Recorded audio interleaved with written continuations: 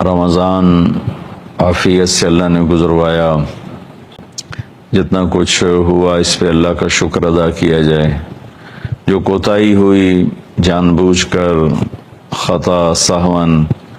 اس سے اللہ پاک کی بارگاہ میں معافی مانگی جائے۔ عید کی رات اللہ تعالیٰ کے محبوب صلی اللہ تعالی علیہ وسلم نے فرمایا کہ اللہ تعالیٰ فرشتوں سے پوچھتے ہیں کہ مزدور کا بدلہ کیا ہے، جو مزدوری کر دے، تو فرشتے کہتے ہیں اس کا مزدوری دی جائے، تو اللہ کہتے ہیں میں نے اپنے بندوں کے روزے اور رات کی تراویح کی وجہ سے سب کو معاف کیا۔ پھر جب صبح عید کا دن ہوتا ہے تو کروڑوں اربوں خربوں فرشتے زمین پر اترتے ہیں اور عیدگاہ کی طرف لائنیں بنا کے کھڑے ہو جاتے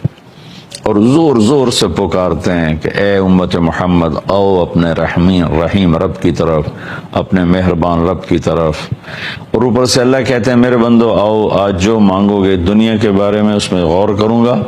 تمہارے لیے بہتر ہوگا دے دوں گا، بہتر نہیں ہوگا کوئی اور اس کا بدلہ ہو جائے گا، اور آخرت کے بارے میں جو مانگو گے سب تمہیں دوں گا، میں نے تمہارے پچھلے سارے گناہ معاف کیے، جاؤ خوشی خوشی اپنے گھروں کو چلے جاؤ۔ میں نے پہلے بھی بتایا تھا، پھر دوبارہ دہرا دیتا ہوں، گن دیتا ہوں، 4 آدمی پھر بھی نہیں اس ساری رحمت کا میں کوئی ان کا حصہ نہیں پڑتا ہے، نہ ان کو ملتا ہے۔ ایک شراب پینے والا جب تک توبہ نہ کرے، ایک ماں باپ کا نافرمان جب تک توبہ نہ کرے، ایک رشتہ داروں سے لڑنے جھگڑنے والا بائی کاٹ کرنے والا جب تک توبہ نہ کرے، اور ایک دل میں بغض کینہ پالنے والا جب تک توبہ نہ کرے۔ تو اللہ تعالیٰ میری بھی، آپ کی بھی، ہماری نسلوں کی بھی ان 4 بڑے عیب سے حفاظت فرمائے۔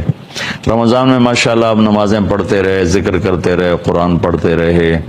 باقاعدگی سے آتے رہے۔ بہت سے اب ہوں گے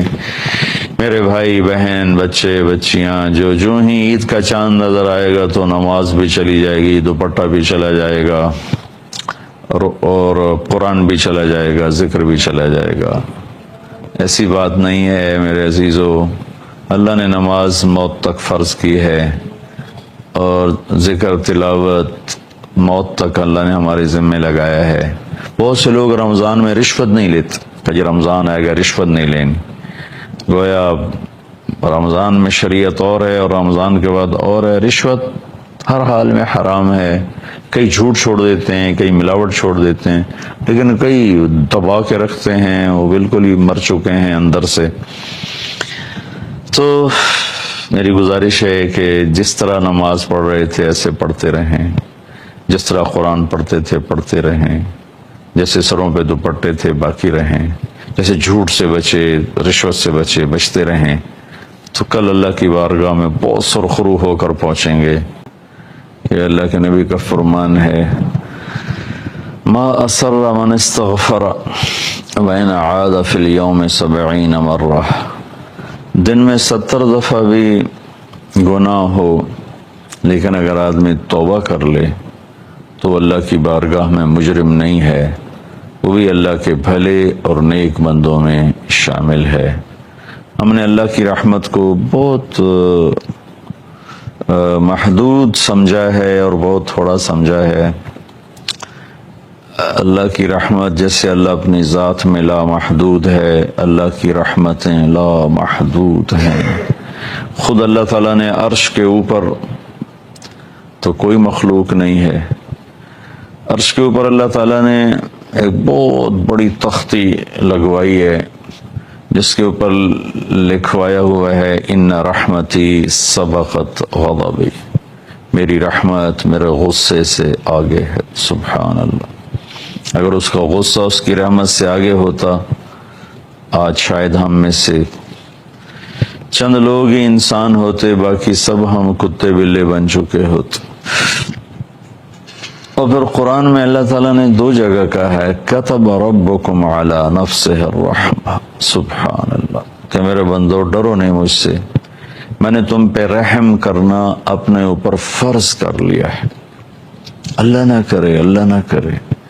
اگر یہ آیت یوں ہوتی کتب ربکم علی نفسہ الغضب،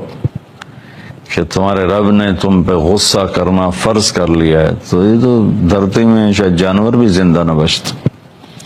پانی کی بوند نہ ہوتی، اس مالک نے کرم فرمایا اس وقت 7 ارب انسان ہیں اور سارے کے سارے انتہا درجے کی نافرمانیوں پر ڈٹے ہوئے ہیں، اللہ کا مذاق اڑاتے ہیں، اللہ کے دین کا مذاق اڑاتے ہیں، قرآن کا مذاق اڑاتے ہیں، شریعت کا مذاق اڑاتے ہیں، پردے کا مذاق اڑاتے ہیں، داڑھی کا مذاق اڑاتے ہیں، سنت کا مذاق اڑاتے ہیں، اپنے نبی کی زندگی کو بے حیثیت قرار دیتے ہیں، اور آوارگی، فحاشی، بے پردگی، گناہوں کی سیاہی وہ میک اپ بن چکی ہے، دلوں کا پتھر ہونا وہ تہذیب بن چکا ہے، اخلاق حیا کا اٹھ جانا یہ آج کا دستور بن چکا ہے۔ قربان جاؤں اس اللہ پہ جو اپنی رحمت کو غصے سے آگے رکھے ہوئے ہے، اگر اس کا غصہ اس کی رحمت سے آگے ہوتا تو شاید ساؤتھ امریکہ سے ساؤتھ افریقہ تک اور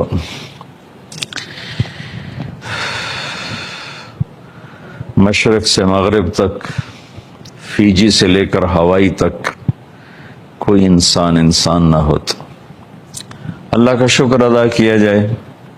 اس کی رحمت ہم پر بارش کی طرح برس رہی ہے۔ ایک اس کی اپنی ذات سبب ہے، ایک جناب رسول اللہ صلی اللہ تعالی علیہ وسلم کی دعائیں سبب ہیں، آپ کا رونا اس کا سبب ہے۔ ہم دو رحیم ذات کے اندر آ گئے ہیں۔ اللہ اپنے بارے میں بھی کہتا ہے رؤوف الرحیم قرآن میں، اور اللہ اپنے حبیب کے بارے میں بھی فرماتا ہے بالمؤمنین رؤوف الرحیم۔ تو ہم دو رحیم ذات کے درمیان ہیں، تو ہماری کفایت ہے اور ہم دنیا میں چل رہے ہیں۔ اگر تھوڑا سا بھی غضب کی جھلک ہوتی تو پتہ نہیں آج کوئی انسان ہوتا بھی صحیح کہ نہیں۔ شکر ادا کریں، جاتا ہوا رمضان ہے، اور اللہ کے نبی عید پر خوشی مناتے تھے، ہمیں بھی خوش ہونا ہے کہ اللہ نے ہمیں روزوں کے بعد ایک ملنے کا دن دیا ہے۔ اس دن میں نفرتوں کو بھلا دیا جائے، رنجشوں کو بھلا دیا جائے، جن سے آپ روٹھے ہوئے ہیں آپ خود ان کے گھر چلے جائیں، ان کو جا کے سلام کر لیں۔ جو آپ سے روٹھے ہوئے ہیں ان کے گھر بھی آپ خود چلے جائیں،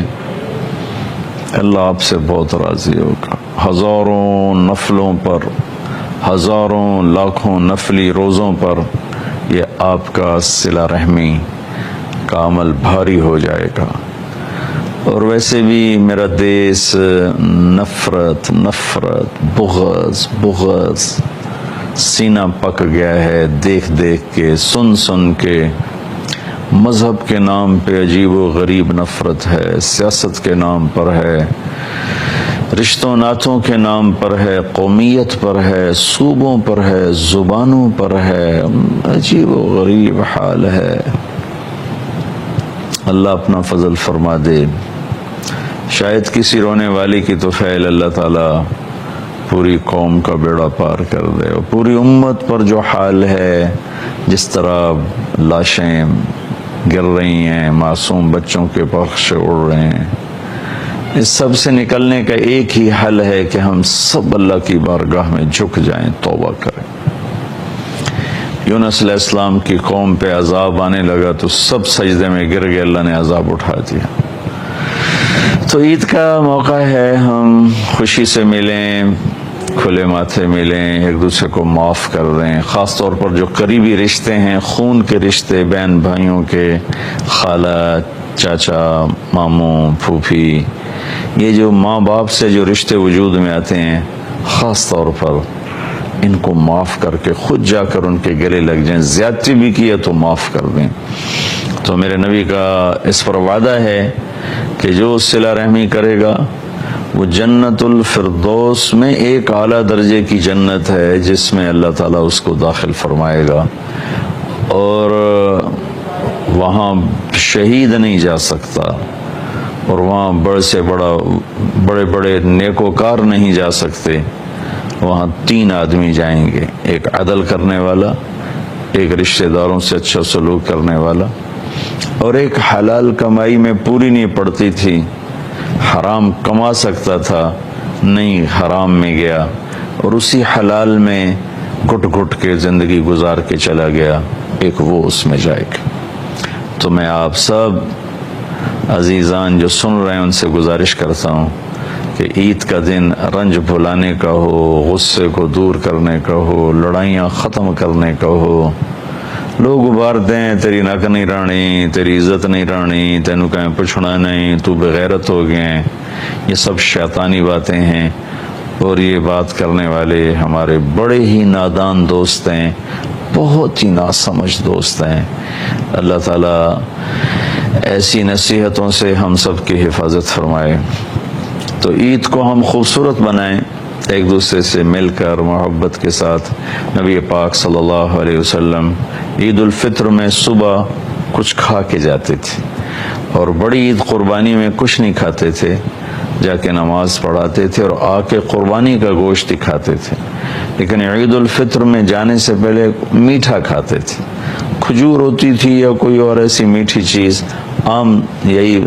پڑھنے میں آیا کہ آپ کچھ کھا کر، میٹھا کھا کے آپ تشریف لے جاتے تھے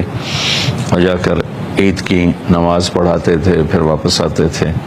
تو عیدگاہ تھی مدینہ منورہ میں جہاں سارے اکٹھے ہوتے تھے، وہاں عید کی نماز ادا فرمایا کرتے تھے، پھر سب ملتے تھے، پیار محبت ہنسی مذاق سب کچھ ہوتا تھا۔ تو اس کو بھی ہم خوشی کا دن بنائیں اور توبہ کا دن بنائیں۔ اور ایک چیز رہ گئی تھی، میں اس کو جاتے جاتے کہہ دوں، ہیں تو اگرچہ 2 دن پتہ نہیں کتنے لوگ اس کو دیکھتے ہیں، صدقہ فطر جو جس کو ہم فطرانہ کہتے ہیں، یہ 29 کی شام سے پہلے ادا کر دیا جائے تو پھر روزوں کی میل کچیل صاف ہو جاتی ہے، روزے آسمان تک چلے جاتے ہیں۔ نہ ادا کیا جائے تو پھر یہ معلق ہو جاتے ہیں، لٹک جاتے ہیں، اوپر نہیں جاتے ہیں۔ اور صدقہ فطر کشمش کے حساب سے میرے نبی دیا کرتے تھے، 3 کلو کشمش دیا کرتے تھے۔ 3 کلو کشمش میرے پاس مختلف مدارس کے فتاوی آئے ہیں، تو 1200-1300 کے راؤنڈ اباؤٹ یہ چلتا ہے کہ 3 کلو کشمش تقریباً 1300-1350, 1250, 1400 فی کس کے حساب سے۔ ایک آدمی کا 3 کلو یعنی 1300 روپیہ لگا لے، 1200 لگا لے۔ کھجور کے حساب سے میں نے وہ ایک مدرسے کا فتویٰ ہے، 620 روپے بنتے ہیں، جو کے حساب سے 170 روپے بنتے ہیں، اور گندم کے حساب سے 80 روپے یا 100 روپے ہیں۔ جو آپ میں صاحب حیثیت لوگ ہیں ان سے گزارش کروں گا کہ اعلیٰ درجے کی کشمش کا بازار سے خود ریٹ معلوم کروائیں، اور 3 کلو فی کس کے حساب سے اس کے پیسے لگوا کے کل شام تک سورج غروب ہونے سے پہلے غریب رشتہ داروں میں تقسیم فرما دیں، اپنے نوکروں میں دے دیں، اپنے رشتہ داروں میں دے دیں، اپنے پڑوسیوں میں دے دیں۔ کشمش کا نہیں آپ سمجھتے ہیں ہمت تو آپ کھجور کے حساب سے دے دیں، 620 روپے فی کس ہے، اس کی بھی ہمت نہیں تو پھر جو کے حساب سے، پھر گندم کے حساب سے تو خیر واجب ہے ہی ہے، وہ تو ادا کرنا ہی ہوتا ہے۔ تو صدقہ فطر میں بھی کوشش فرمائیں کہ اپنے قریبی رشتہ داروں، غریب رشتہ داروں، ضرورت مندوں ہاتھ نہ پھیلاتے ہوں، یا اپنے نوکروں، گھر میں کام کرنے والے ہیں، ڈرائیور ہیں، ملازم ہیں، مالی ہے، اور کچن میں کام کرنے والا ہے، آپ کا باورچی ہے، یا آپ کی گھر میں خواتین بچیاں آتی ہیں برتن صاف کرنے والی، کپڑے دھونے والی، یا ایسے اڑوس پڑوس میں کوئی ہیں تو ان کو ڈھونڈ ڈانڈ کے ان کو عزت سے دیا جائے، ان کا احسان مانا جائے، ان پہ احسان نہ جتلایا جائے، تو ہمارا روزہ خوبصورت ہو کر انشاءاللہ پاک ہوگا۔ اور عید کے دن عید کی خوشی ہم کیوں مناتے ہیں، پہلے میں یہ تھوڑا سا واضح کر دوں کہ رمضان کا مہینہ اللہ نے پورا ایک ہمارے لیے خوشی کا مہینہ بنایا ہے، جس میں اللہ کی جنت کے دروازے کھول دیے جاتے ہیں، جہنم کے بند کر دیے جاتے ہیں، شیطان قید کر دیے جاتے ہیں، جنت کو روزانہ سجایا جاتا ہے، اللہ کا عرش پہلے آسمان پہ آ جاتا ہے، اللہ کی طرف سے اعلان ہو رہا ہوتا ہے، کوئی بخشش چاہنے والا، کوئی حاجت مانگنے والا، فرض 70 فرضوں کے برابر ہو جاتا ہے، اور نفل فرض کے برابر ہو جاتا ہے، اور نفل اور فرض کا فرق اتنا بڑا ہے کہ قیامت تک 2 رکعت نفل پڑھتا رہے تو فرض رکعت کے ایک سجدے کے برابر نہیں، اور اس میں جو مر جاتے ہیں اہل ایمان ان کا حساب نہیں ہوتا، ان کو قبر میں منکر نکیر نہیں آتے، اللہ تعالیٰ ان کو معاف فرما دیتا ہے۔ اس طرح 29 دن رات یہ سلسلہ چلتا ہے، اور آخری رات پھر اللہ تعالیٰ اعلان فرماتے ہیں کہ میرے بندوں نے رات کو قیام کیا، یعنی تراویح کی نماز پڑھی، دن میں روزہ رکھا، تو میں نے اس پر ان سب کی بخشش فرما دی۔ تو اس خوشی میں پھر ہم سب مل کر اللہ کی بارگاہ میں شکرانے کے مل کر 2 نفل ادا کرتے ہیں اور اللہ کا شکر ادا کرتے ہیں کہ یا اللہ تیرا شکر ہے تو نے ہمارے گناہوں کو معاف فرمایا، جہنم کو ہم پہ حرام کیا، جنت کو ہم پہ واجب کیا۔ اصل تو عید کی خوشی کی یہ وجہ ہے۔ باقی جو اداسیاں ہیں، ڈپریشنیں ہیں، اس کی وجہ آپس کی محبتوں کا کم ہو جانا ہے، اور دنیا کی ایسی دوڑ جس نے اپنے آپ کو بھی بھلا دیا ہے، اور آپس کی نفرتیں ہیں اور آپس کے بغض حسد ہیں، ان منفی جذبوں نے ہماری خوشیوں کو دھندلا دیا ہے، ورنہ رمضان کا ہر لمحہ خوشی کے لیے ہے، اور عید اس کی پیک ہے، اور پوری زندگی اللہ راضی ہو رہا ہو تو خوشی ہی خوشی ہے۔ ہمیں اپنے ملک سے، اپنی نسل سے آپس کی نفرتیں، حسد، بغض یہ مٹانے ہوں گے، تب جا کر ہمیں حقیقی خوشیاں حاصل ہوں۔